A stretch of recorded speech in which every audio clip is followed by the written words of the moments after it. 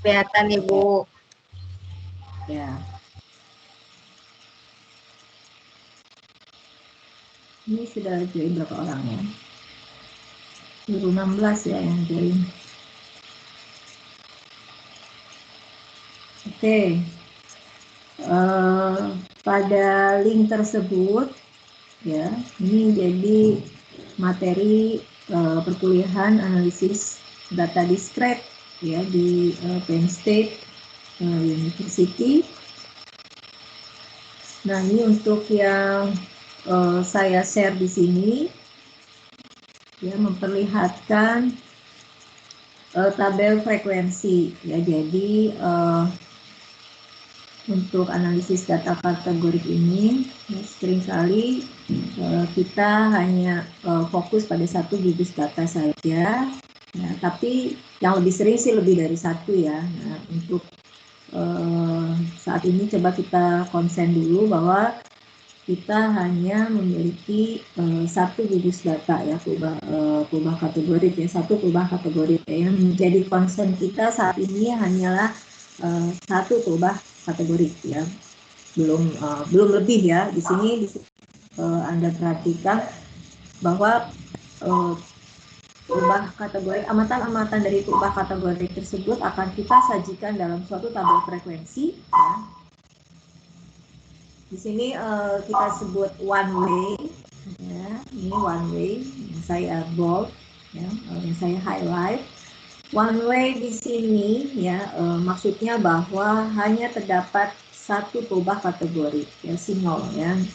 Nah, nanti setelah ini kita akan bahas bagaimana jika tabel yang kita punya itu untuk menyajikan dua perubahan kategori ya. Nanti kita akan lihat. Jadi tools atau alat untuk menampilkan ya, untuk menampilkan ringkasan data dari perubahan kategori itu bisa kita gunakan tabel ya, tabel frekuensi. Nah, contohnya ya, jadi di sini perubahan kategori yang kita amati hanya satu ya, di sini kita beri nama high risk ya, resiko tinggi. Ini jadi di Penn State University ini dia ingin mengetahui ya banyaknya mahasiswa yang tergolong pecandu berat ya, peminum berat alkohol ya, yang berisiko tinggi dan yang tidak ya, dia mengklasifikasikan seperti itu. Di sini yang tergolong berisiko tinggi ada 630 orang dan yang tidak ada 685 orang. Ya, sehingga di sini umumnya kalau kita memiliki satu gugus atau satu perubahan kategori ya, yang menjadi perhatian kita adalah berapa sih sebenarnya ya, kita ingin menduga berapa sebenarnya proporsi mahasiswa yang berisiko tinggi ya. Jadi kalau misalkan dari sampel ini diperoleh seperti ini ya, berarti yang berisiko tinggi 630 dibagi 1315 ya. Ini sih kita ingin menduga proporsinya ya. Nah, kemudian misalnya juga hal-hal yang menjadi perhatian kita ingin melakukan uji hipotesis gitu ya. Apakah proporsi ini sama dengan 0,5 atau bukan ya, presentasinya apakah 50% atau bukan. Nah, itu ya. Jadi pertanyaan-pertanyaan inilah yang biasanya ingin dijawab ya dari suatu penelitian ya, yang konsen kepada perubahan kategori. Dimana perubahan kategorinya hanya satu. Nah, kemudian perubahan kategori yang lainnya bisa juga seperti ini ya. Walaupun di sini terlihat numerik ya 0, 1, 2, 3, 4, 5 ini sebenarnya merupakan perubahan kategori ya. Perubahan kategori yang menjadi perhatiannya adalah banyaknya goal ya, banyaknya kendaraan goal ya, banyaknya goal. Yang menjadi perhatian di sini adalah banyaknya goal yang dicapai ya dalam suatu pertandingan bola ini di sini ya. Jadi di sini melihat dalam pertandingan World Cup ya. Di sini ada berapa banyak tim sih gitu ya yang mencetak gol, misalnya tidak sama sekali atau hanya satu golnya, 2 dan seterusnya sampai 8. Nah ini dicatat ya ada berapa banyak. Nah, ini juga merupakan contoh ilustrasi tabel frekuensi ya, apa untuk menyajikan informasi dari keubah kategori. Keubah kategorinya adalah number of goals. Yang lainnya adalah yang example 3 di sini menampilkan banyaknya mata dadu ya yang muncul ya di sini. Jadi kalau kemunculan mata dadu 1, 2, 3, 4, 5 di sini dicatat ada berapa kemungkinannya. Tapi ubahnya hanya 1 sebenarnya ini. Nah ini phase ya, dia number atau banyaknya kemunculan mata dadu ya, berapa kali ya, number of times which phase yang muncul ya, yang di kalau kita melemparkan 1 buah dadu gitu ya, berapa kemunculan atau berapa mata dadu yang muncul gitu ya, yang dimunculkan pada permukaan. Misalnya number of times is space yang comes up ya. Kalau kita melempar sebuah dadu gitu ya, hasilnya itu seperti apa gitu ya. Kalau muncul kemunculan 1, jadi ini selama 2 menit kata dia ya. Jadi ini dia melempar ya 1 buah dadu ya, selama 2 menit ya, selama 2 menit lempar gitu kan. Muncul dadu 1 itu berapa kali selama 2 menit itu ya, muncul mata dadu 2 itu berapa kali dicatat selama 2 menit itu. Nah ternyata selama 2 menit itu gitu kan. Nah ini ada sebanyak 30 ya, 30 kali ini ya. Jadi muncul mata 1 ada sebanyak 3 kali gitu kan, 2 kali dan seterusnya. Jadi selama 2 menit ini lemparan dadunya dilakukan sebanyak 30 kali. Kemudian yang example yang keempat, ini keubah kategori yang menjadi perhatiannya adalah warna mata ya, warna mata. Di sini dari 96 orang dicatat warnanya coklat, biru, hijau dan selainnya ya. Ini juga hanya 1 keubah kategori ditampilkan dalam tabel frekuensi seperti ini. Ini example 5 tabel frekuensi yang menampilkan hasil dari survei ya, survei sikap responden terhadap Perang Dunia Pertama ya. Jadi ini ada 116 ya yang menyatakan sangat setuju, ada 35 orang, yang tidak setuju ada sekian ya, dan seterusnya. Ini yang example 6 untuk Perang Dunia Kedua. Example 7 ini juga menunjukkan tabel frekuensi dari keubah kategori. Keubah kategorinya adalah banyaknya anak dalam keluarga. Ini merupakan data cacahan ya. Di sini kategori-kategorinya ada level-level kategorinya adalah banyaknya anak ada sebanyak 0, 1, 2, 3 dan seterusnya. Ini juga merupakan keubah kategori yaitu count data ya, data cacahan, number of children, banyaknya anak di keluarga ya. Di sini level-levelnya ini 0, 1, 2, 3.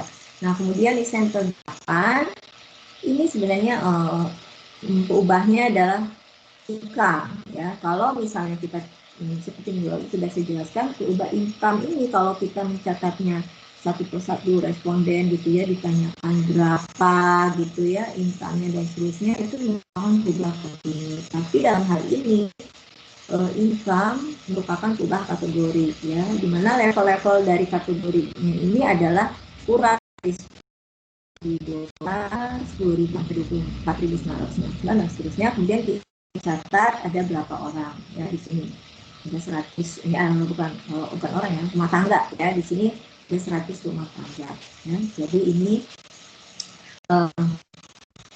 merupakan alat ringkasan data ya. Intinya jadi kalau kita punya data kategori kan apapun ya, kita melakukan analisis data, tahapan pertama adalah kita melakukan summarisasi dan melakukan ringkasan data.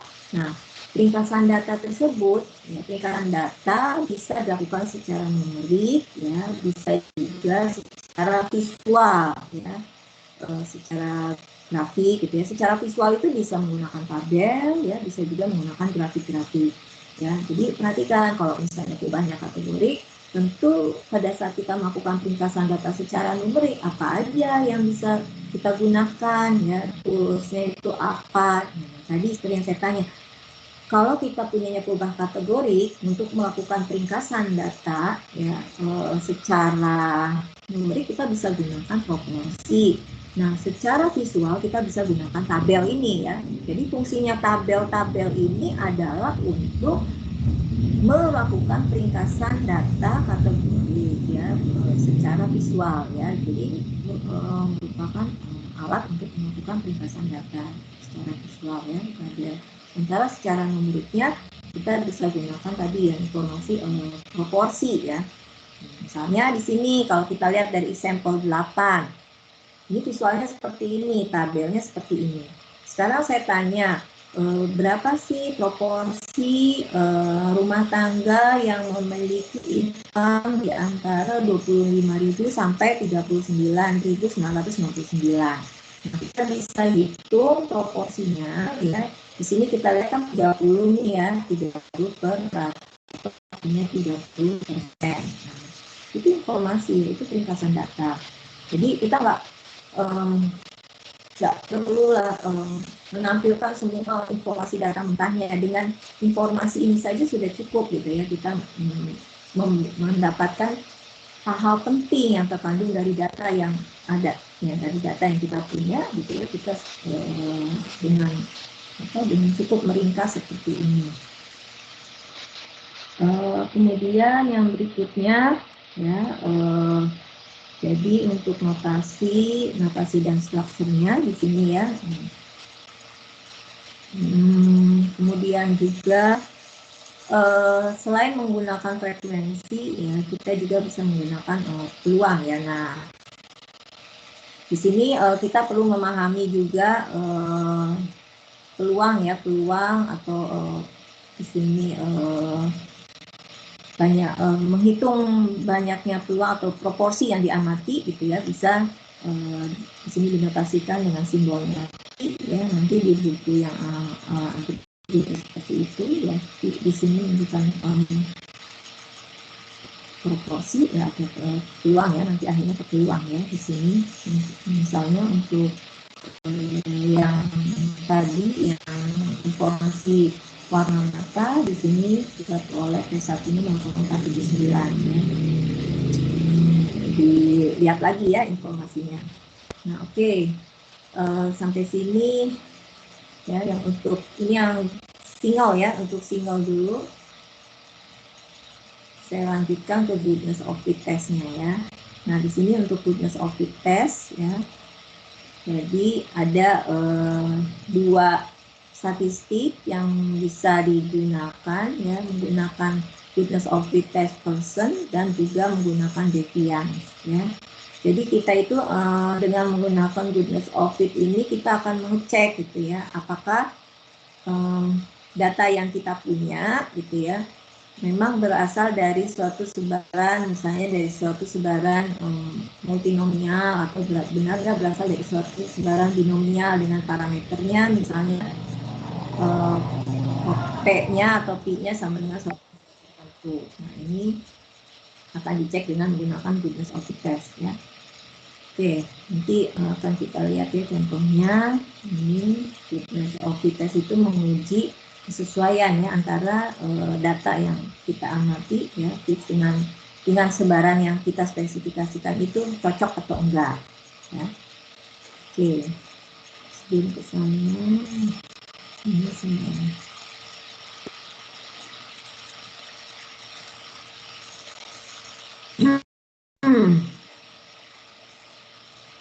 Itu tadi untuk yang satu gugus, ya, satu gugus ubah kategori, ya, satu ubah kategori.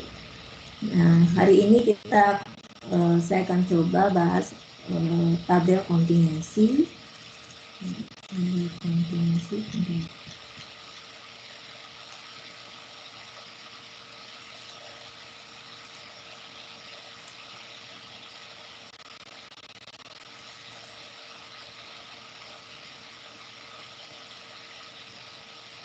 Apakah sudah terlihat?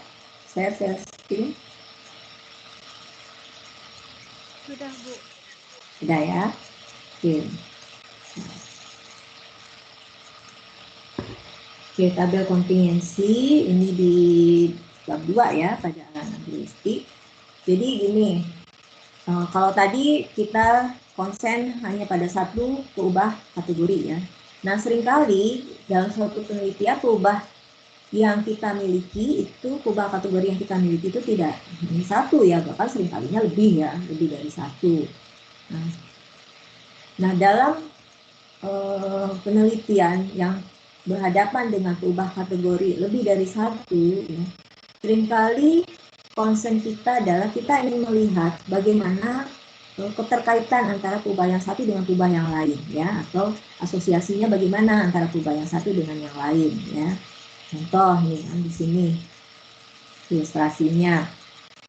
Kalau yang di buku tadi gitu ya, misalkan kita ingin mengetahui apakah gender gitu ya itu berhubungan atau berasosiasi, ada hubungannya enggak sih dengan keyakinan kehidupan setelah mati ya. Jadi apa di situ di buku Alan Agresti bilangnya apa ya, after in life ya,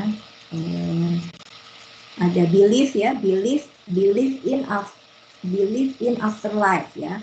Jadi di sini kita ada dua peubah kategori yang kita punya dalam hal ini, yaitu gender dengan belief in afterlife ya, keyakinan adanya kehidupan sesudah mati. Jadi peubah di sini bentar.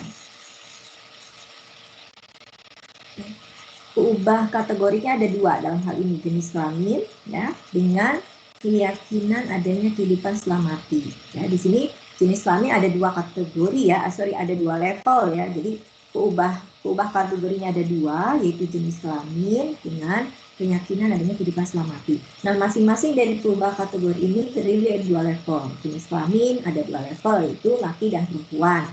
Nah, kemudian keyakinan adanya kehidupan setelah mati ya atau tidak. Jadi kita ini menanyakan kepada responden ya, dari sejumlah responden tersebut kita catat responden itu jenis kelaminnya apa, kemudian kita tanya, kamu yakin atau enggak ada kehidupan setelah mati, ada kehidupan setelah kita mati. Nah, setelah kita mati itu nanti ada kehidupan, itu yakin atau enggak. Nah itu jadi yang kita catat dari penelitian kita itu ya, responden kita catat jenis kelaminnya, kemudian kita catat responnya ya atau tidaknya kita catat ya.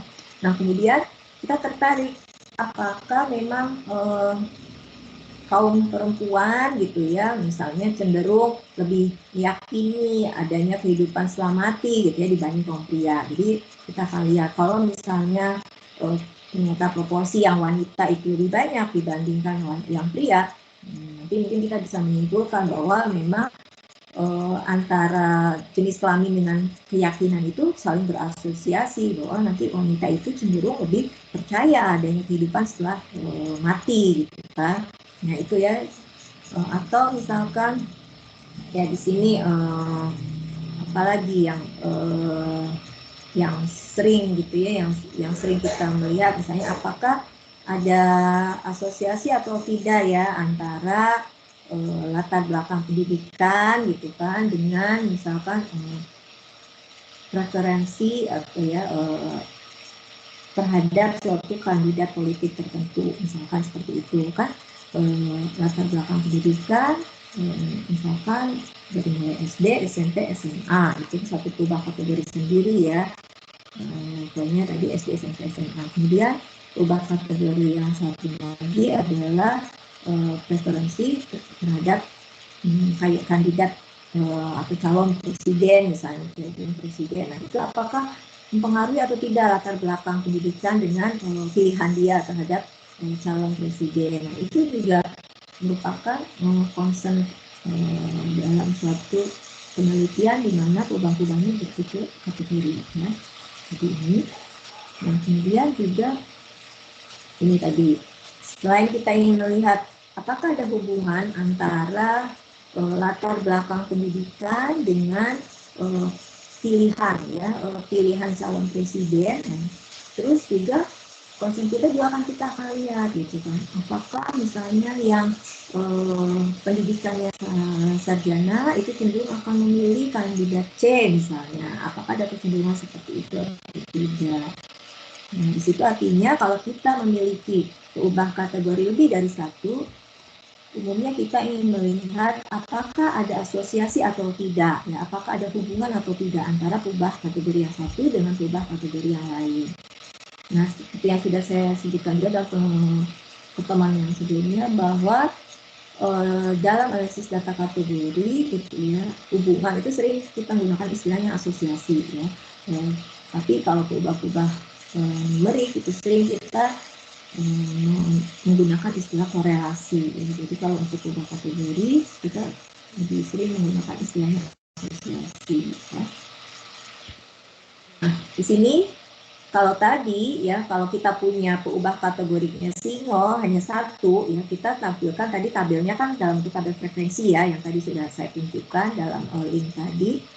Nah, kalau kita punya peubah kategorinya di sini, dalam hal ini ada dua peubah kategori ya. Ini yang pertama, ini peubah kategori belief in afterlife, yang kedua adalah gender. Ini level-levelnya ya, ada dua level, yes dan no. Terus ini levelnya female, no. Nah, tabel yang seperti ini ya, jadi dia menampilkan informasinya, amatan-amatannya secara cross ya, cross classification antara dua peubah kategori ini. Nah, ini disebut dengan tabel kontingensi.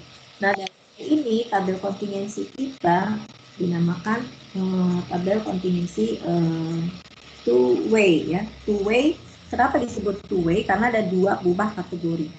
Kalau misalnya ada tiga peubah kategori ya nanti disebutnya three way. Nah, disebut tabel kategori tabel kontingensi 2x2 karena ini masing-masing levelnya ada 2 ya. Perhatikan, terusnya menjawab ya pada responden perempuan ada 1230, kemudian yang menjawab tidak ada 357 ya. Kalau kita lihat di sini memang berdasarkan data sampel yang perempuan ini lebih banyak ya dibandingkan pria. Jadi tentunya akan kita uji ya, melakukan uji hipotesis apakah benar, apakah ini wanita itu cenderung lebih banyak apa ya, konsentrasinya lebih yang meyakini kehidupan selama itu lebih besar dibandingkan pria. Ya, jadi untuk meringkas data kategori ya itu sebenarnya bisa dilakukan dengan dua cara, gitu ya, dengan menggunakan tabel kontingensi dan menggunakan model ya. Model dinyatakan dalam formula matematis. Nah, ini nanti akan kita bahas dalam pertemuan berikutnya ya. Nah, memang tujuan dari keduanya sama-sama untuk melakukan peringkasan ya, peringkasan amatan yang kita punya, peringkasan data yang kita punya. Tetapi untuk model dia bisa melakukan apa ya, bisa digunakan dalam situasi yang lebih kompleks ya. Jadi relatif kegunaannya gitu ya, ini relatif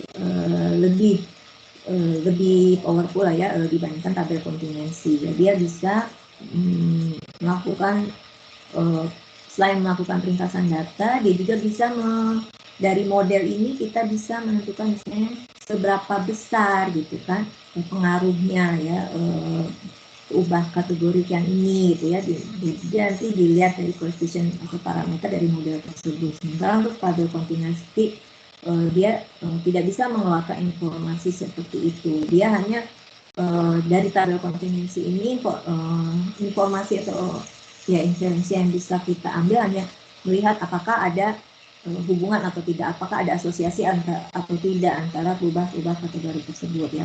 Kita tidak bisa dari tabel kontingensi itu kita tidak bisa memprediksi seberapa besar sih pengaruh dari ini misalnya peubah kategori tadi yang satu terhadap peubah kategori yang lainnya.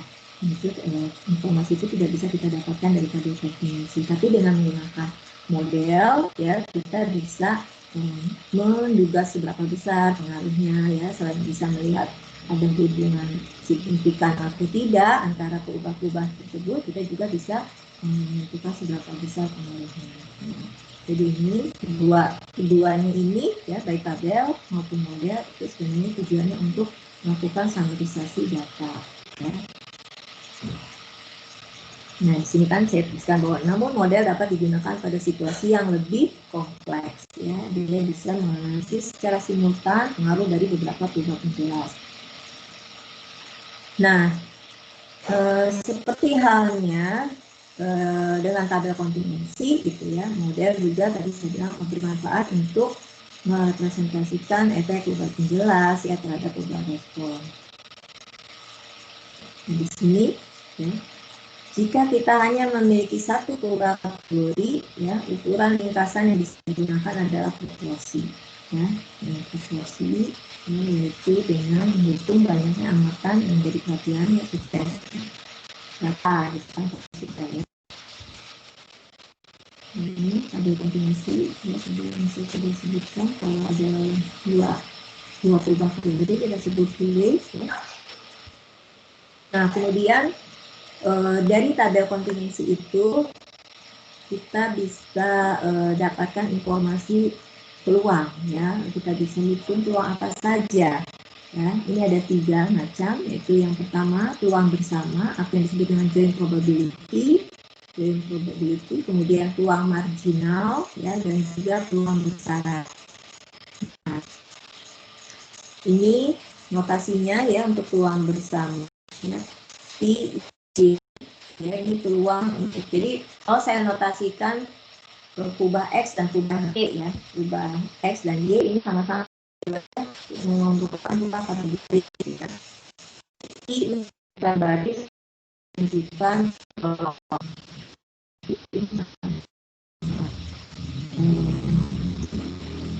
ini X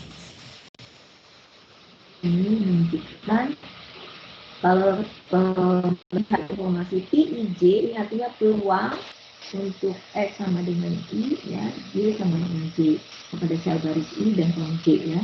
Ini peluang bersama, ini contoh. Jadi, nah umumnya ya baris gitu ya, dinamakan baris ini menunjukkan grup ya, kelompok. Kemudian kolom itu adalah yang menjadi perubahan responnya. Jadi kan seringkali dalam suatu penelitian itu ya kita ingin melakukan pembandingan ya,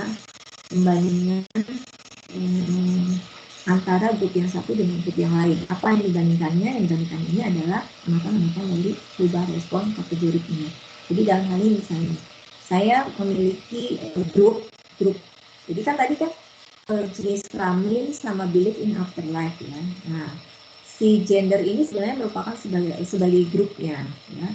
Nanti kemudian belief in afterlife ini sebagai respon ya. Kalau Anda perhatikan, misalkan kita ingin lihat apakah di sini gender ya yang dengan belief in afterlife ini, kalau kita ingin mendefinisikan perubahan penjelas dan perubahan respon, mana yang merupakan perubahan penjelas, mana yang merupakan perubahan respon. Nah, di sini kalau kita lihat gender ini sebagai explanatory ya.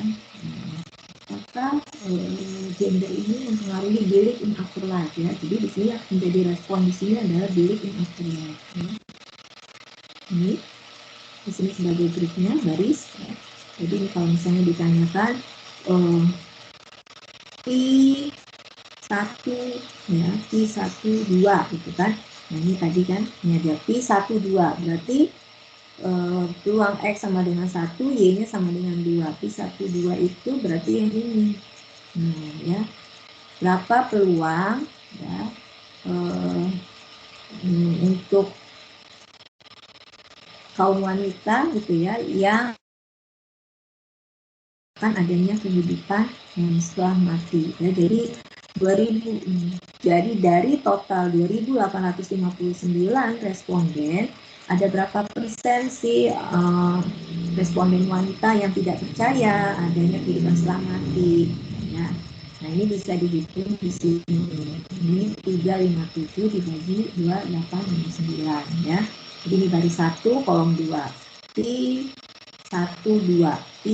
menunjukkan peluang responden wanita atau proporsi ya di sini ya, proporsi wanita yang tidak percaya akan adanya kehidupan setelah mati. Nah, ini peluang bersama. Kemudian yang disebut dengan peluang marginal itu yang mana? Peluang marginal itu ya ini jumlah untuk peluang marginal bisa marginal baris, bisa marginal kolom ya. Nah, sekarang kalau misalnya untuk sebaran marginal untuk grup ya, untuk yang baris. Nah, kalau sebaran marginal untuk baris berarti di sini ya, untuk ya,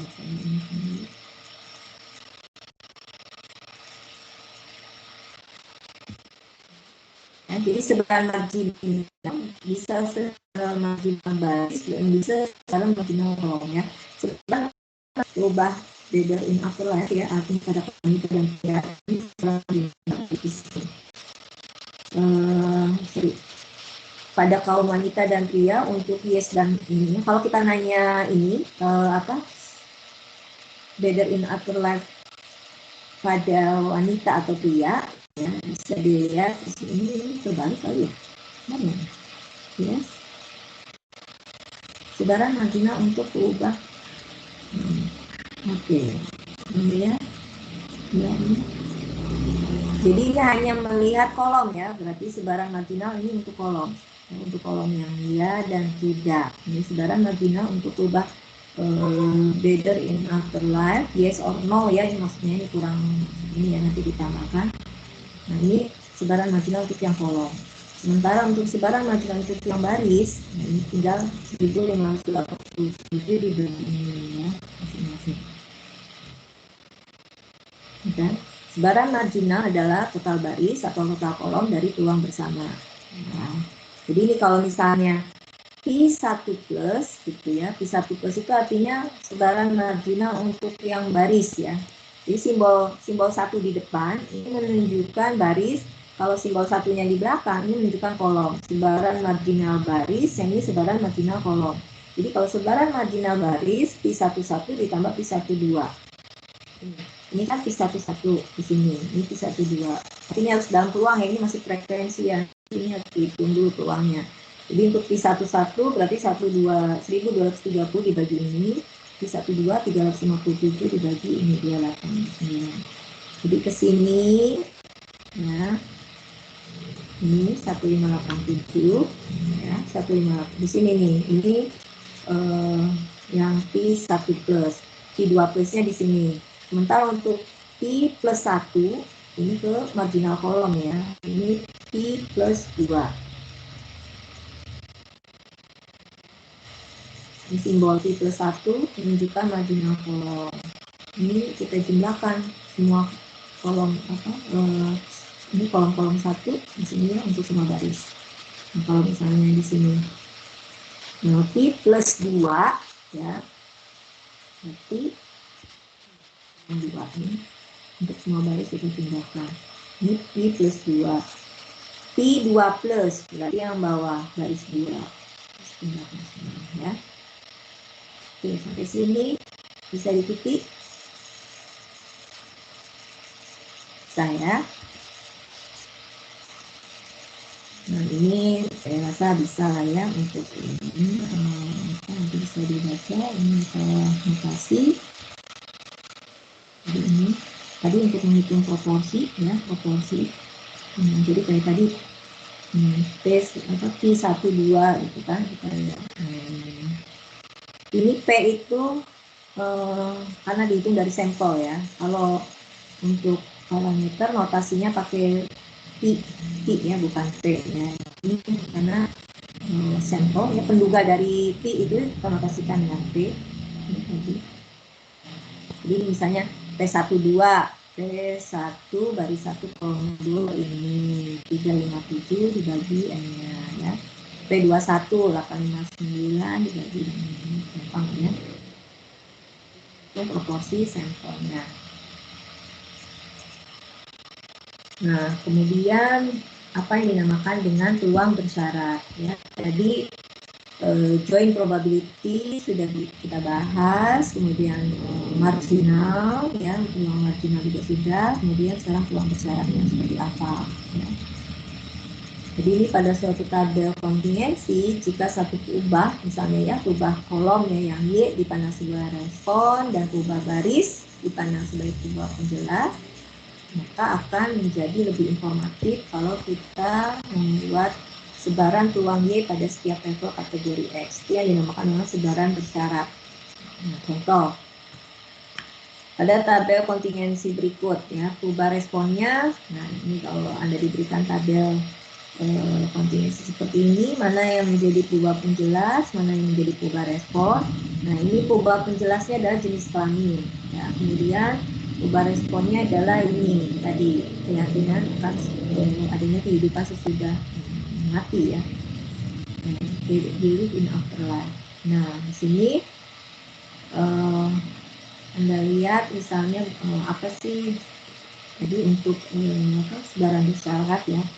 Nah, sekarang misalkan yang kita givennya, yang kita perhatikan adalah hanya di kaum wanita, female ya. Jadi untuk jenis kelamin wanita, artinya ini ada informasi atau syarat yang diberikan ya. Untuk jenis kelamin wanita, berapa sih proporsi yang menjawab yes, ada belief in afterlife. Nah, berarti ini 1230 per ini ya. Jadi pembaginya bukan ke 2859 lagi, tapi pembaginya ke ya wanita, jumlah total wanitanya. Karena kan tadi ada kita batasi ya. Jadi conditional probability ini sebenarnya kita membatasi ruang lingkup ini ya, yang kalau tidak ada pembatasan, tidak ada syarat tertentu gitu ya. Seperti tadi joint probability, ini untuk joint probability untuk yang kaum wanita dan juga belief in afterlife, pembaginya adalah ke sini kan, 1, 2, 30 dibagi dengan 28, 59. Sementara untuk conditional probability, ruang bersyarat, dengan adanya suatu syarat tertentu, maka ruang lingkupnya menjadi terbatas. Dalam hal ini apa syaratnya? Givennya itu apa? Conditionalnya itu apa? Di sini syaratnya adalah yang untuk jenis kelamin wanita. Jadi di sini ada pernyataan yang diberikan yang menjadi syarat ya, di given ya. Nah, jenis kelamin wanita. Oh ya, berarti sekarang lingkup kita ya hanya ke wanita saja. Nah, terus apanya di antaranya wanita itu apa yang mau kita lihat? Oh, yang mau diperhatikan adalah berapa yang menjawab yes. Nah, udah kalau gitu yang kita lihat adalah hanya yang yes saja. 1, 2, 30 dibagi dengan 1,87.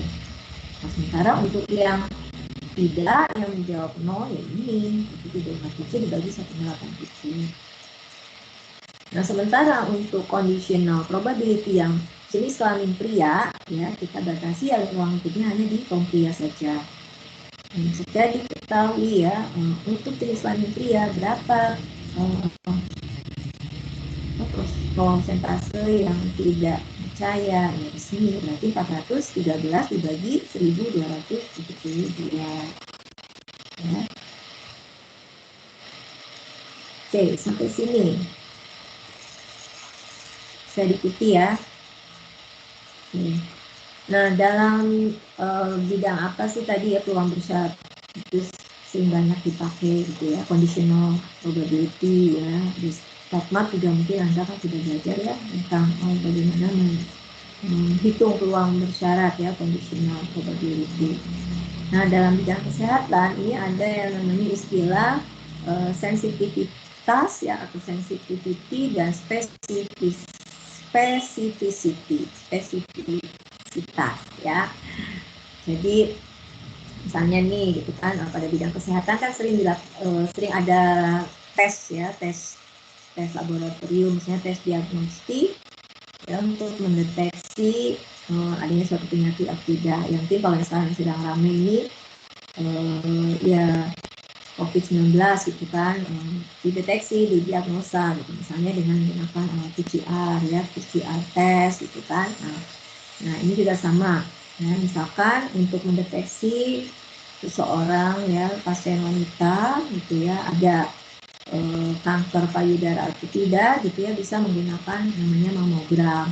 Kemudian kalau di kaum pria mau mendeteksi dia itu ada penyakit prostat atau tidak ya, bisa pakai namanya prostate specific antigen katanya ya.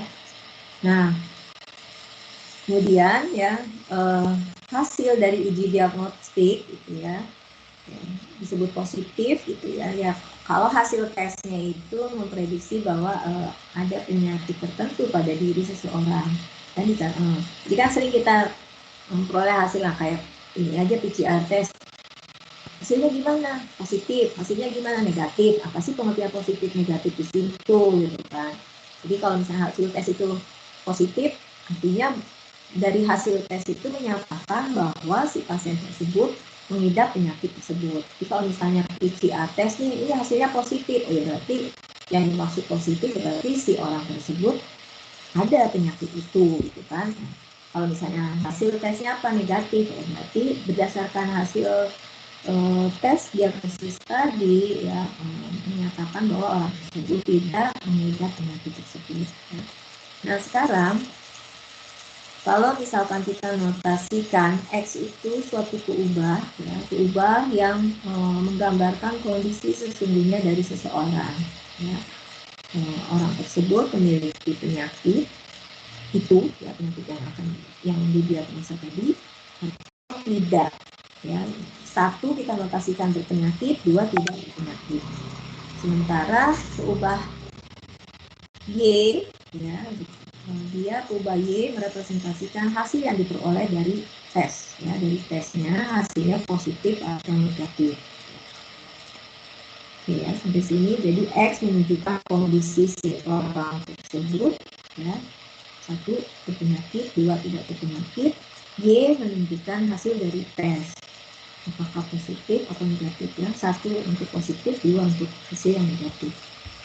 Nah, yang disebut dengan sensitivity, ya, jadi ini keakuratan dari hasil diagnosis suatu tes itu ya bisa dilihat dari sensitivity-nya dan spesifisitinya.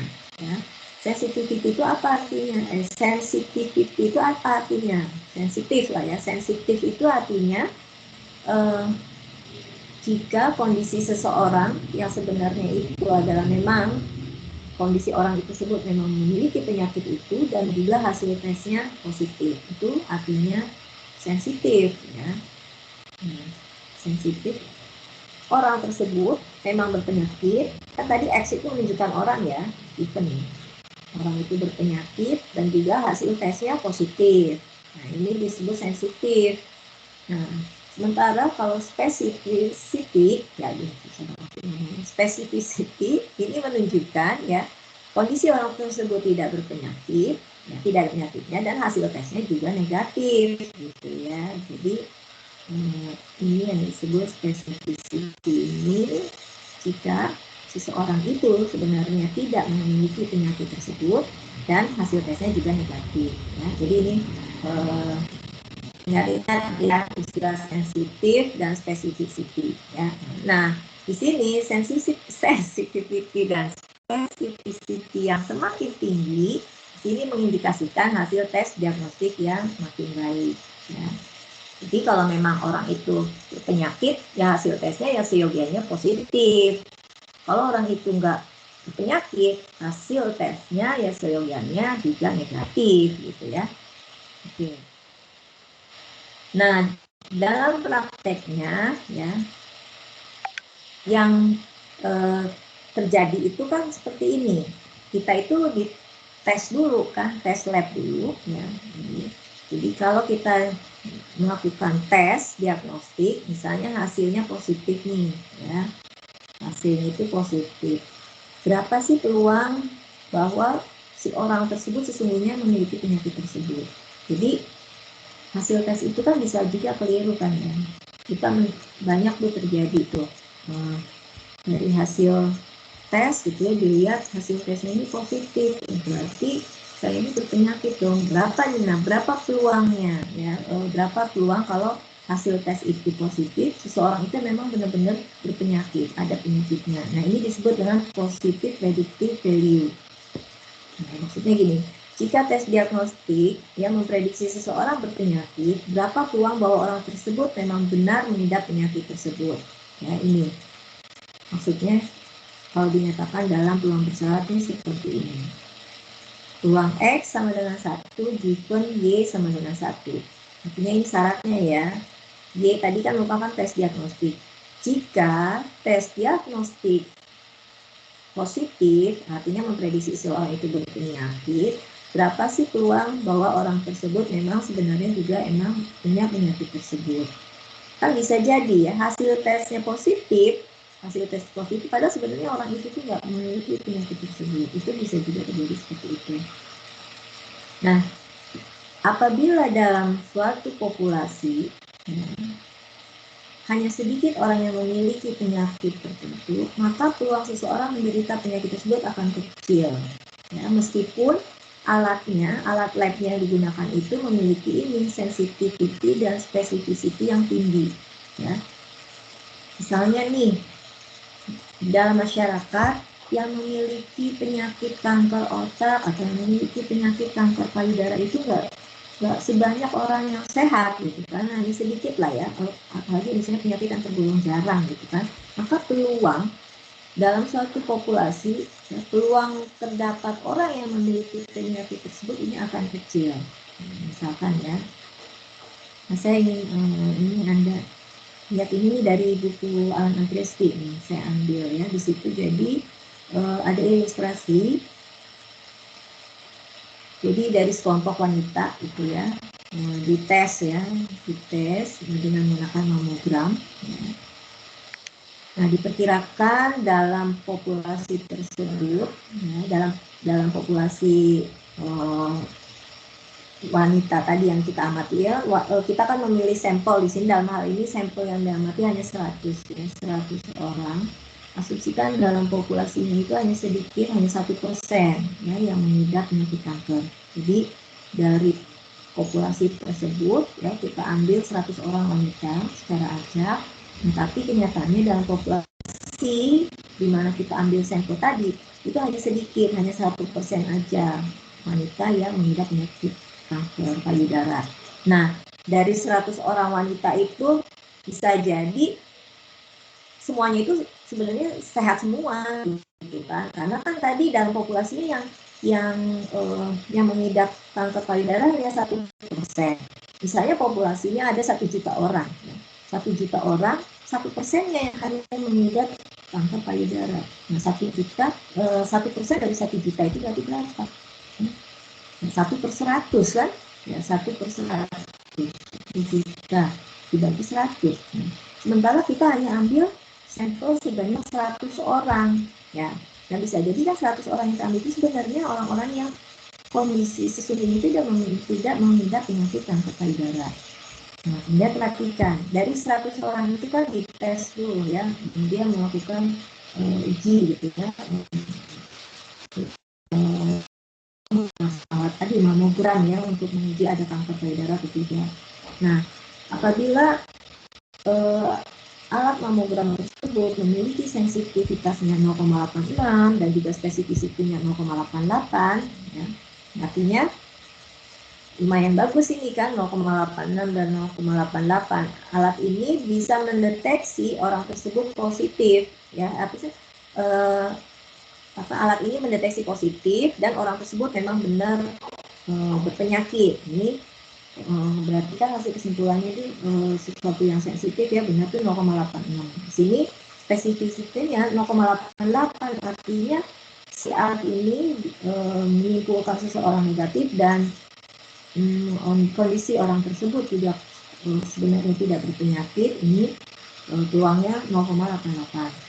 Nah, sekarang kalau seseorang ya menerima hasil mamogramnya positif, berapa peluang orang tersebut benar-benar memang merupakan pasien pengidap kanker payudara? Nah, ini sebenarnya bisa diselesaikan dalam kaidah Bayes ya. Kalau kita gambarkan ini seperti ini diagram pokoknya. Jadi ini ada 100 orang wanita ya. Dari 100 orang wanita itu ya, kita kategorikan ya. Oh, ternyata yang mengidap penyakit kanker payudara misalnya hanya ada 1 orang, karena tadi di awal disebutkannya bahwa 1% ya. Nah, asumsikan dari sampel yang terambil itu juga hanya ada 1% gitu kan. Nah, ini 1 yang mengidap penyakit kanker payudara, yang 99 tidak. Nah, orang yang mengidap penyakit kanker ini bisa jadi dari hasil tesnya itu positif, bisa juga hasil tesnya negatif, gitu kan. Nah, kalau misalnya hasil tesnya ini positif, gitu kan, terus dia juga benar mengidap penyakit kanker payudara, ini kan berarti artinya kesimpulan yang benar nih, ya, sensitif kan, ini di sini positif dan juga dia mengidap penyakit kanker payudara. Nah, sementara yang di sini juga merupakan kesimpulan yang benar, ya. Jadi dia tidak memiliki penyakit kanker dan juga di sini ya harusnya ya yang benar yang negatif ya. Jadi hasil diagnostiknya negatif, dia kankernya no. Jadi ini merupakan kesimpulan yang benar di sini yang no, yang negatif, yang yes di sini yang positif. Nah, perhatikan di sini untuk nilai peluang X sama dengan 1 dihitung Y sama dengan 1. Ini artinya kita melihat Y sama dengan 1 yang mana ini. Kondisi di sini. Kemudian X sama dengan 1, Y sama dengan 1. Nah, yang mana ini? Untuk Y sama dengan 1, Y sama dengan 1 kan ini positif dan positif. Nah, ini pakai bias ya, kita berarti ini peluang join antara X1 dengan Y1. Ingat peluang A given B sama dengan peluang A irisan B dibagi peluang B. Ya, jadi ini peluang X sama dengan 1, Y sama dengan 1. Ini joinnya kita cari peluang X1 Y1-nya dibagi dengan ini, marginal untuk peluang Y sama dengan 1. Ya, nanti Anda cek ya. Kalau di buku itu hasilnya dapatnya kalau nggak salah berapa ya? 0,07 atau berapa? Nanti dicek kan. Nah, ini Anda gunakan prinsip kaidah Bayes ya di StatMat ya, StatMat 1 ini sudah mengenai kaidah Bayes. Ya, jadi ini A given B sama dengan A irisan B dibagi peluang B ya di sini. Nah, nanti dengan menggunakan ini peluang Y sama dengan 1-nya ya berarti kita ruang untuk kita yang terbatas yang di sini. Ini dengan ini. Jadi ini untuk yang ini kan kita peluangnya berarti berapa nih? 0,01. Yang ini 0,99. Yang ini berapa? Nah, ini berapa? Nah, ini ya. 1 di sini. Ini 12, ini 87. Nah, 12 per 100 ya. Di sini 87 per 100. Oke, nanti dicari ya. Nah, kemudian ini konsep kebebasan, independence. Apa yang dimaksud dengan dua peubah acak kategori ya X dan Y dikatakan tidak berasosiasi atau saling bebas, itu bagaimana cara ngeceknya ya. Nah, jadi kalau misalkan peluang bersyarat dari level-level tadi ya, bisa dilihat di tabelnya ya, PIJ ini sama dengan jadi peluang bersyarat P12 misalnya. Ya, peluang bersyarat untuk baris 1 kolom 2 ini sama dengan hasil kali dari peluang-peluang marginalnya ya. Untuk yang baris 1 ya, peluang marginal di baris 1 dikalikan dengan peluang marginal di kolom kedua.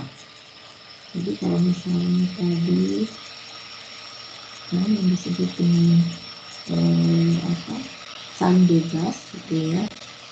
Ini 1,2 di sini, sorry. 1,2. Ini cari peluangnya. Peluang 1,2 di sini berapa? Nah, kemudian apakah peluang di sini merupakan hasil kali ini dihitung peluangnya ya. Ini berarti kan peluang marginal baris ya, baris 1 1587 kan dibagi ini. Terus kolom 2 peluang marginal kolom 2 770 dibagi 289. Nah, hasil kalinya ini kan ini garis di sini dengan kolom di sini. Nah, tadi kita lihat yang join probability-nya ini ya. Ini ya. Ini nanti kita ubah dulu semuanya dalam peluang ya. Jadi cari semua peluang bersama yang ada di dalam tabel ini, membaginya ke sini semua. Jadi untuk join probability baris 1 kolom 1, 1230 dibagi 289. Kemudian untuk join probability baris 1 kolom 2, ini 357 dibagi 2859, dan seterusnya ya. Kemudian untuk peluang marginal baris 1, berarti 1587 dibagi 289. Peluang marginal baris 2 ini dibagi ini. Peluang marginal kolom 1 ini dibagi ini, ya, dan seterusnya. Nah, nanti untuk mengecek kebebasan atau tidaknya dari dua peubah kategori ini kita cek. Nah, join probability-nya ini ya, apakah sama dengan hasil kali dari ini peluang-peluang marginal, segala marginal garisnya dan segala marginal kolomnya.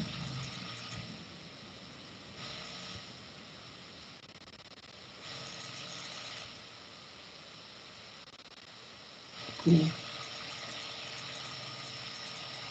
Nah, belief in afterlife bersifat saling bebas dengan gender apabila peluang belief in afterlife adalah 0,73, baik itu pada female maupun male. Nah, ini nanti dicek benar nggak yang 0,73. Itu dilihat. Nah. Oke, sampai sini dulu. Apakah ada yang tanyakan atau tidak? Saya diikuti ya.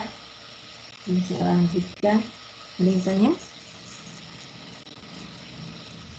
Jadi di sini bab 2 ini membahas kalau kita memiliki difokuskan kedua kategori. Sini. Nah, kita sekarang akan membandingkan proporsi itu ya antara grup-grup. Asumsikan grupnya ada 2. Ya. Tadi ya laki dan perempuan. Terus yang ahli peubah yang dibandingkan dari kedua grup itu apa? Tadi peubah belief in afterlife. Ya. Nah, jadi di situ kita punya peubah yang menjadi grup atau peubah penjelasnya lah ya, explanatory-nya. Kemudian peubah yang menjadi peubah responnya atau outcome-nya, peubah hasilnya itu apa. Nah, di sini apa-apa saja yang biasa kita gunakan untuk membandingkan peubah kategori dari dua grup tadi. Nah, bisa kita lihat misalnya selisih ya, selisih proporsi ya, atau selisih perbedaan dari persentase ya. Jadi misalkan selisih antara di sini kalau P1 itu menunjukkan kelompok wanita, P2 menunjukkan kelompok pria. Jadi P1 itu menunjukkan proporsi wanita yang percaya akan adanya pendidikan ya. Setelah mati ya P1, kemudian P2 menunjukkan proporsi pria yang percaya pada yaitu belief in afterlife ya. Kita ingin lihat perbedaan dari kedua kelompok tersebut ya, yang percaya tadi. Nah, kalau misalnya antara wanita dengan pria itu sama ya persentasenya ya P1 sama P2 ya, artinya selisihnya di sini 0 ya, P1 dan P2-nya 0. Nah, selain kita melihat selisih ya untuk membandingkan, untuk comparing proportion dari dua grup gitu ya, kita bisa juga menggunakan rasio ya. Nah, rasio ini P1 per P2.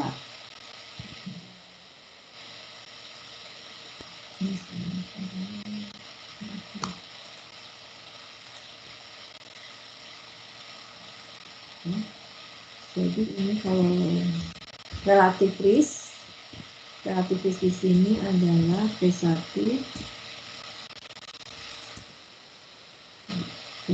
dibagi.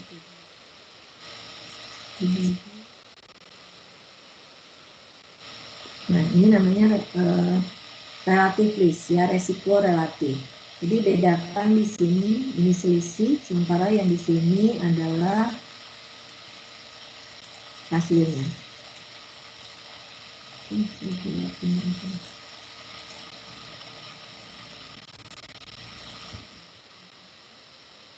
kedua.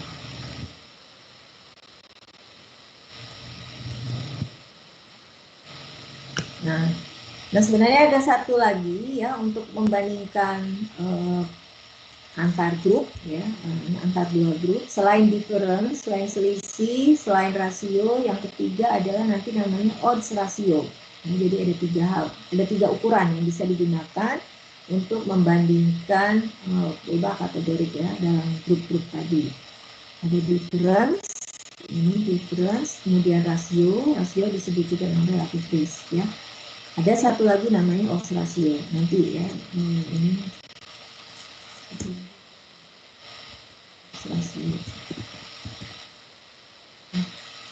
Ini nanti notasinya ini akan pengertiannya beda ya dengan ini nanti. Untuk selisih ya gampang lah ya, untuk selisih dan tadi resiko relatif gampang ya, tinggal kita cari rasionya saja ya, untuk rasio relatif resiko tadi.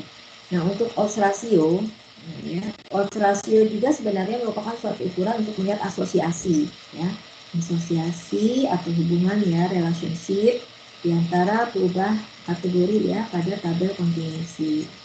Nah, nanti odds ratio ini akan banyak dijumpai gitu kan pada saat kita nanti membahas model regresi logistik, karena odds ratio ini merupakan salah satu parameter yang akan diduga gitu ya dalam analisis regresi logistik.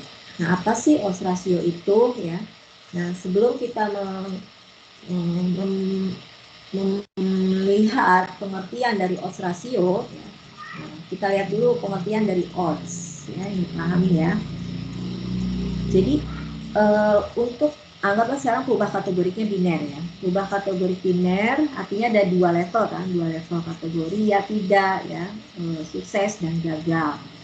Nah, odds ini ada odds sukses dan juga ada odds gagal. Nah, yang disebut dengan odds sukses itu apa gitu ya?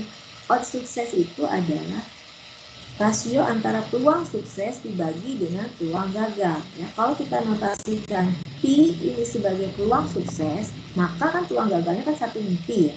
Kan kita tahu bahwa jumlah dari peluang itu kan 1. Jadi kalau misalnya peluang munculnya sisi muka itu setengah, berarti peluang munculnya sisi belakang ya dari pelemparan mata uang ya setengah. Peluang munculnya mata 1 dari pelemparan 1 dadu itu kan 1/6.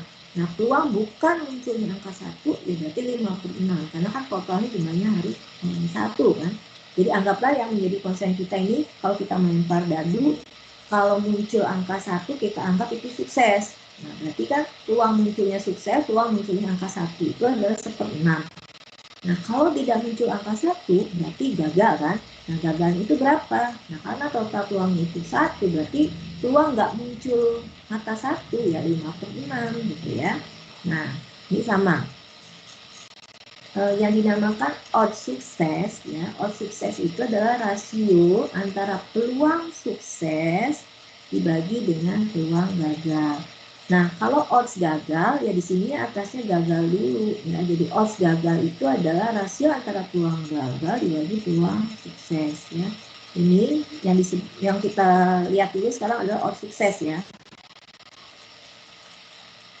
Ini odds ini sukses, kita notifikkan mati.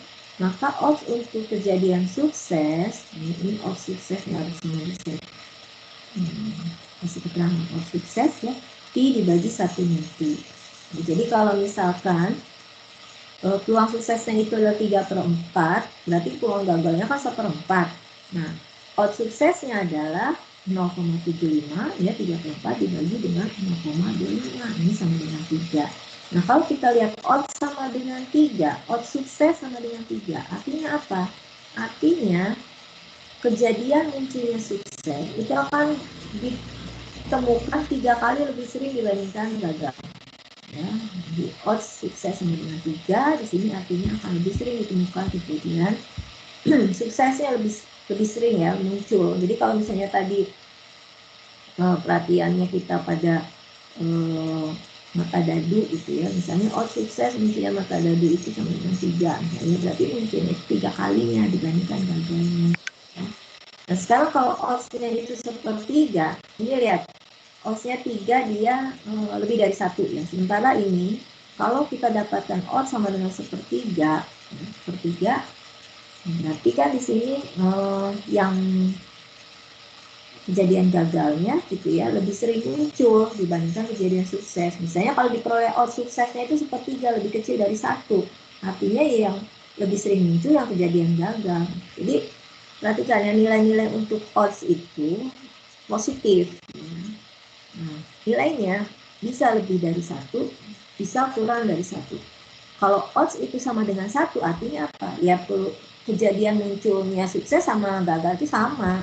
Ya, jadi odds sama dengan 1 kalau ini sama kan, peluang sukses sama peluang gagal sama.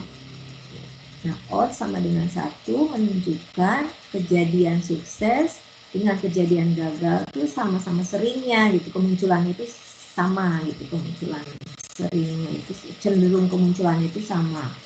Tetapi kalau odds itu lebih dari 1 nilainya, ya seperti ini ya 3, artinya yang atas kan lebih besar ya. Di sini karena kita lagi ngomongin yang pembilangnya itu adalah sukses, ya artinya yang sukses ini lebih besar, lebih sering muncul dibandingkan yang gagal. Nah sekarang kalau oddsnya kurang dari 1, sepertiga, berarti kan yang bawah yang lebih besar, artinya yang kejadian gagal ini yang lebih sering muncul dibandingkan kejadian sukses. Oke, sampai sini bisa dipahami nggak pengertian odds? Saya, nah ini saya belum selesai ya, ini masih diedit. Ini jadi kalau tadi kita, ini sebenarnya untuk menghitung peluang sukses bisa ini secara matematis aja lah ya. Kalau odds itu sama dengan pi per 1 min pi, maka pi sama dengan, nah itu bisa dihitung.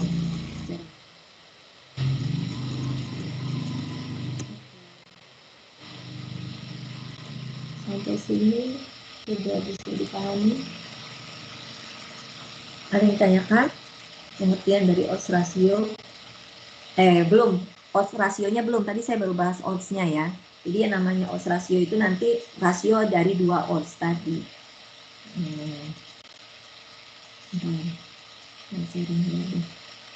Atau sampai sini bisa dipahami nggak tadi pengertian yang odds ratio? Mungkin itu Anda baru ya mengenal odds ratio.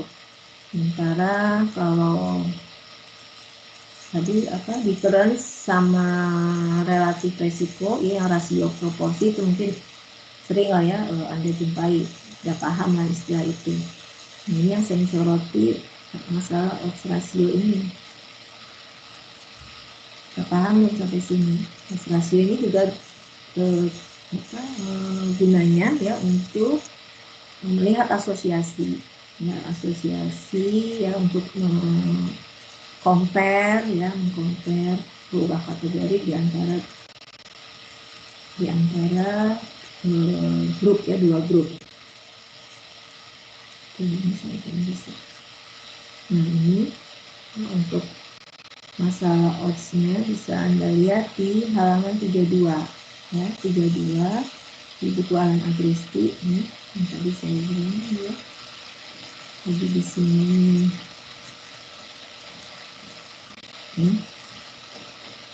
Pi bisa Anda hitung, odds Pi itu sama dengan odds dibagi odds plus 1. Nah kemudian ini dia memberikan contoh ya, kalau misalnya diperoleh odds-nya itu sama dengan 4, maka peluang suksesnya adalah 0,8 ya, ini tinggal masukkan odds-nya 4 per 4 per 1, 0,8, sehingga peluang sukses ini diperoleh 0,8. Jika odds sama dengan 4, artinya peluang suksesnya 0,8, peluang gagalnya 0,2 ya.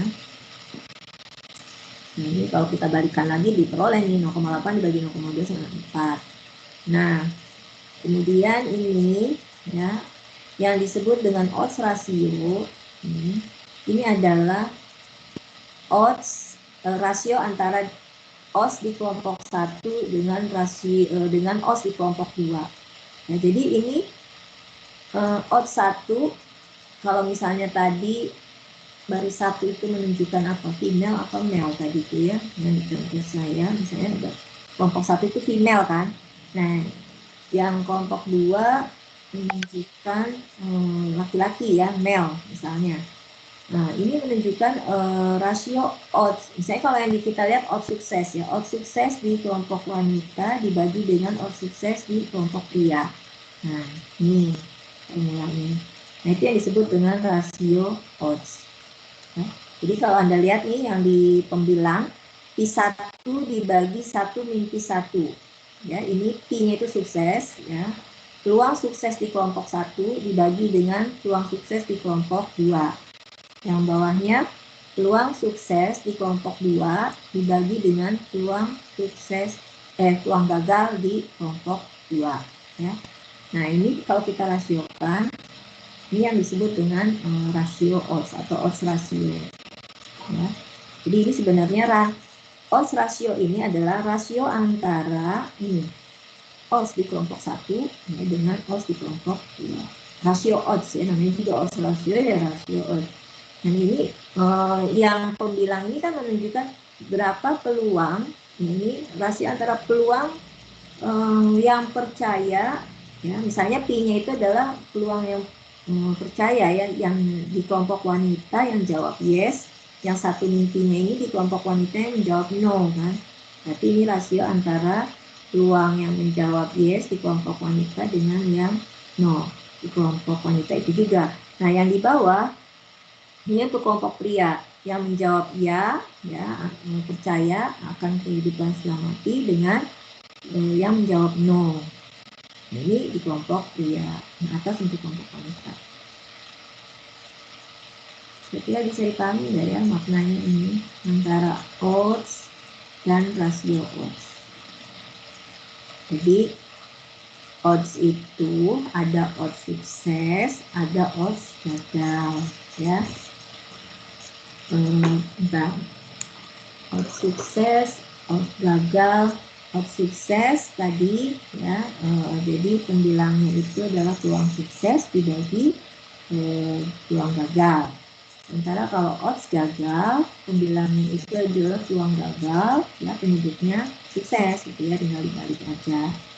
Nah, untuk rasio oddsnya ini kalau kita punya grup ya, namanya rasio odds itu kita paling tidak memiliki dua grup ya, kita membandingkan odds dari kedua grup. Jadi yang disebut dengan rasio odds ini hanya kita ingin membandingkan odds dari dua grup ya, entah itu yang mau dibandingkannya odds sukses kah atau odds gagal kah ya. Tapi ini ya membandingkan di antara grup 1 dengan grup 2, intinya begitu ya, comparing group rasio odds. Nah, jadi ini perlu dipahami bedanya relative risk. Ya, jadi kalau relative risk itu adalah simbolnya kan ini, rasio antara dua buah peluang. Sementara odds rasio itu rasio dari dua odds. Ya, bedakan odds rasio dengan ini relative risk. Kalau relative risk itu rasionya antara dua buah peluang. Kalau odds rasio antara dua buah odds. Bisa diketikkan sampai sini. Sebelum saya lanjutkan dengan sifat-sifat dari odds rasio. Ini ya. Di sini dibahas karakteristik dari odds rasio. Nah, jadi ini tadi sebenarnya sudah ya saya singgung. Jadi kalau odds rasionya itu nih lebih besar dari 1 gitu kan, yang menunjukkan bahwa yang ini kalau misalnya odds rasio sukses ya, menunjukkan odds sukses ini lebih tinggi ya dibandingkan gagal ya, lebih tinggi di baris 1 dan baris 2. Kemudian ini ada sifat ini, semakin jauh nilai peta, nilai odds rasio itu semakin jauh dari nilai 1 ya, menunjukkan asosiasinya itu makin kuat ya. Jadi kalau odds rasio ini 4 ya artinya dibandingkan dengan odds rasio yang 2, 4 itu lebih ke kanan kan ya, lebih jauh dari 1, maka ini lebih kuat ya, dibandingkan odds rasio yang 2 tadi. Nah, sekarang Kalau odds rasio 0, itu kalau untuk yang lebih besar dari 1 ya. Sekarang kalau odds rasio 0,25 dengan 0,5. Nah, 0,25 dengan 0,5 yang lebih jauh yang 0,5 kan. Nah, jadi ini odds rasio 0,25 ini mengindikasikan apa lebih jauh dari kebebasan, karena kalau misalnya sama itu artinya bebas ya. Kalau odds rasio itu sama dengan 1, dia mengindikasikan pembaca tersebut dan bebas. Ini sebentar, saya tadi kelewat. Sebentar ya, sudah azan.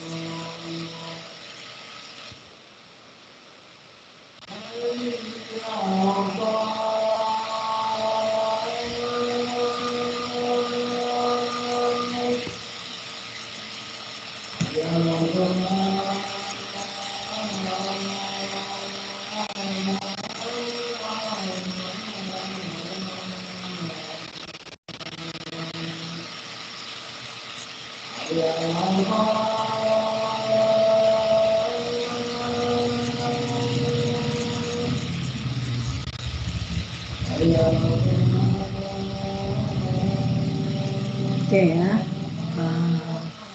Bentar. Ini semakin jelas ya. Jadi nanti saya sampai sini dulu ya. Nanti kita lanjutkan di depan.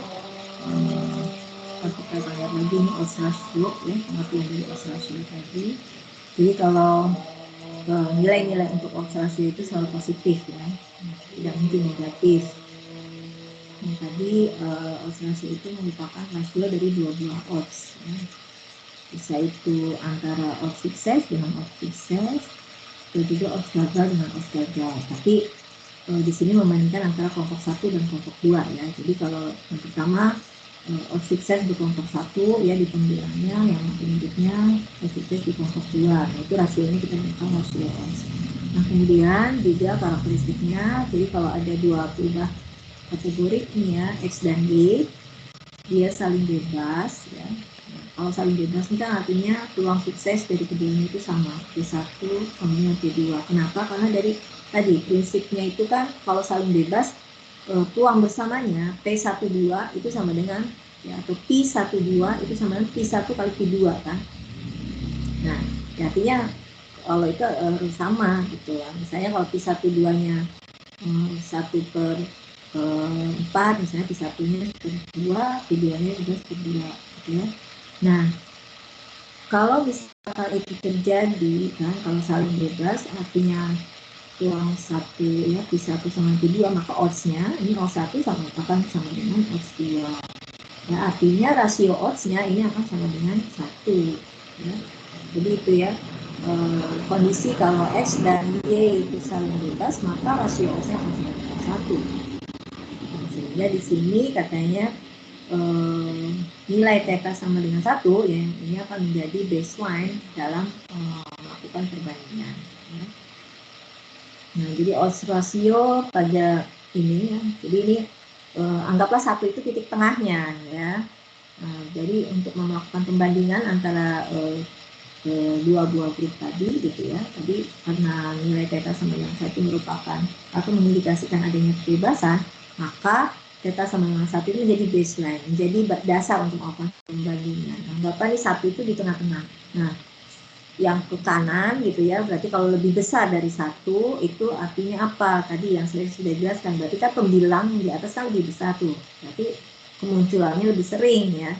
Nah, kalau lebih kecil dari 1 itu kan, nah berarti yang di bagian penyebutnya ya, yang lebih seringnya. Nanti ya, ini akan dilihat lagi ya di sini bagaimana ini maksudnya ya.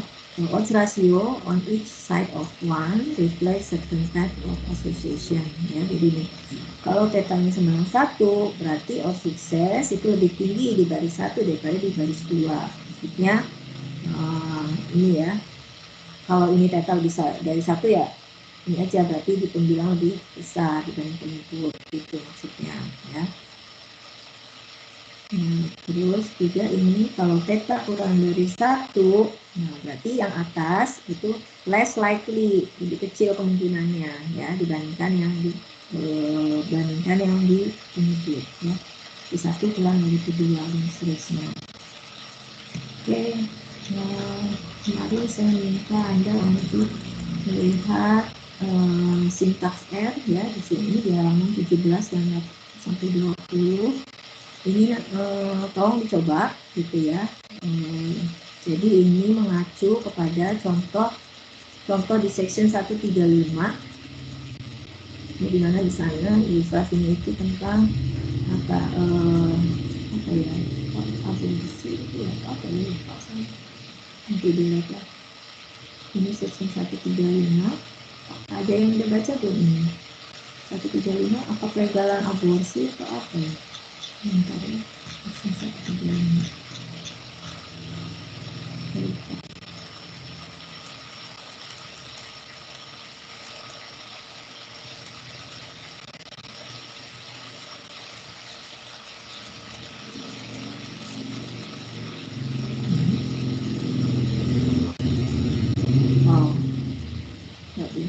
Jadi ini berdasarkan contohnya ini ya, N sama dengan 10, suksesnya 9.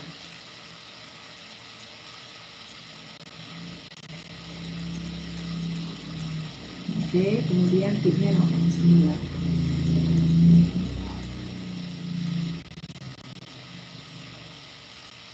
Ya, itu datanya disediakan di sini di website ya. Jadi ini perintahnya gimana cara mengambil data dari website ya. Ini di table, header ditulis sama dengan true karena amatan pada baris pertama gitu ya. Ini akan menunjukkan nama-nama variabel. Ya, jadi ini nggak dihitung sebagai amatan. Jadi ini header true ini menunjukkan bahwa baris pertama itu merupakan nama variabel. Ini nama variabel subjek respon. Jadi ini baris pertamanya ini sebagai nama variabel. Nah, makanya di sini tuliskan header sama dengan true. Karena menganggap baris pertama ini sebagai nama variabel. Nah, kemudian juga mungkin ini untuk diferensial yang berikutnya Anda bisa install package ini ya, Pino. Nanti dicoba. Nah, kemudian nanti Anda bisa gunakan ini perintahnya prop test ya untuk menguji proporsi ya, ini maksudnya. Di sini diberi contoh katanya, contoh untuk section 133.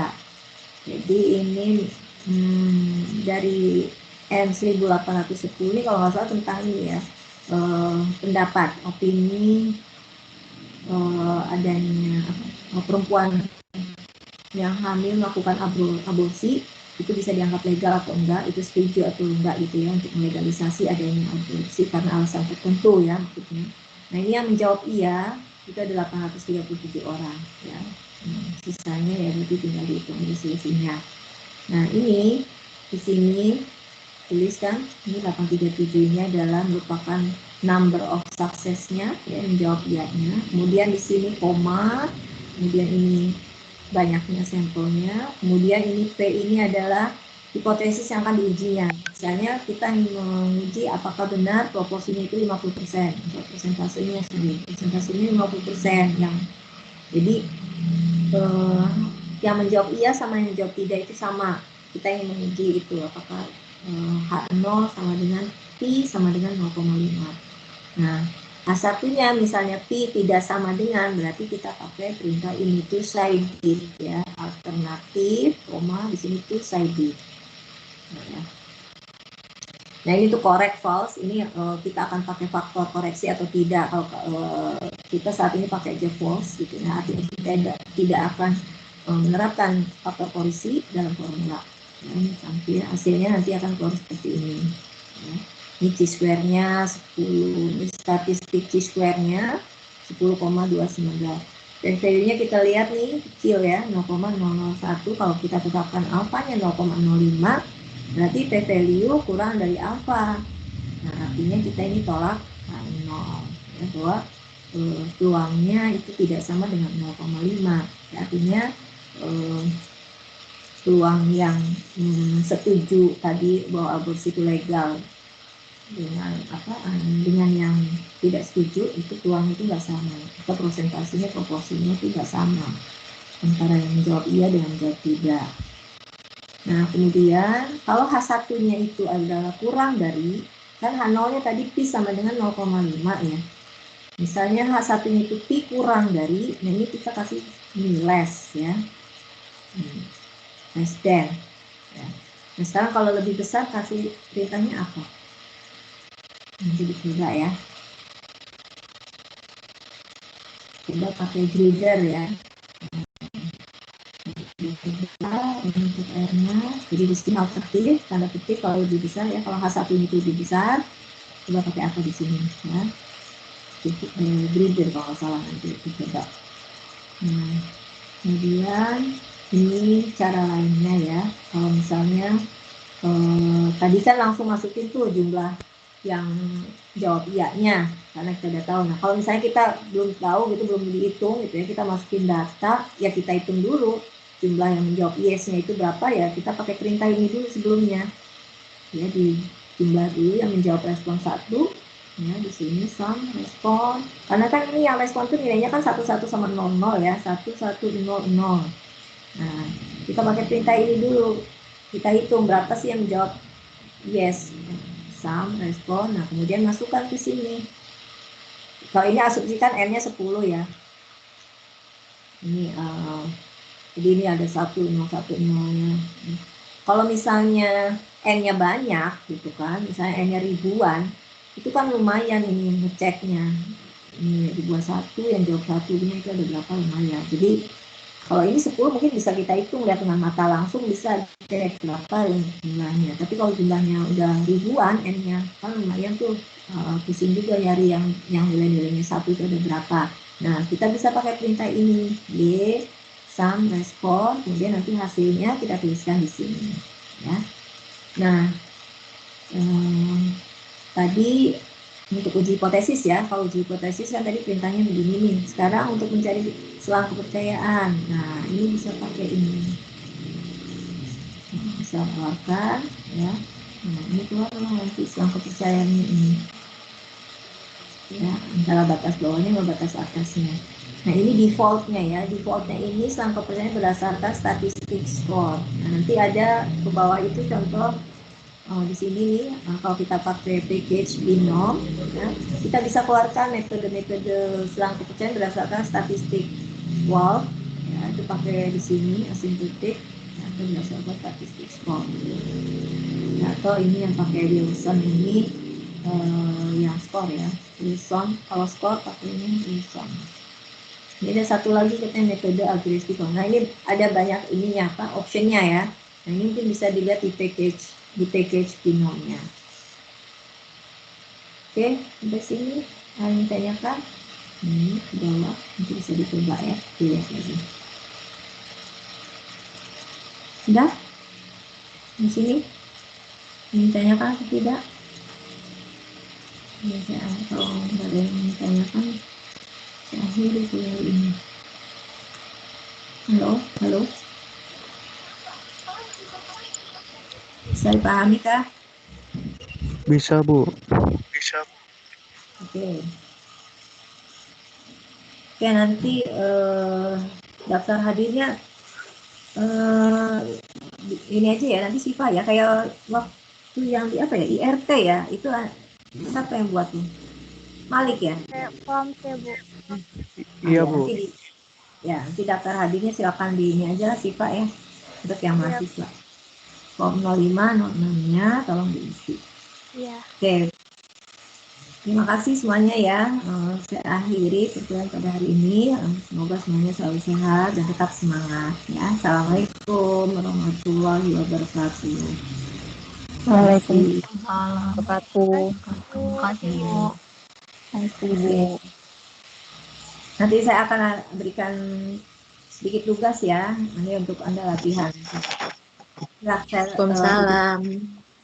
Terima kasih, Bu. Ya, saya ya. Assalamualaikum.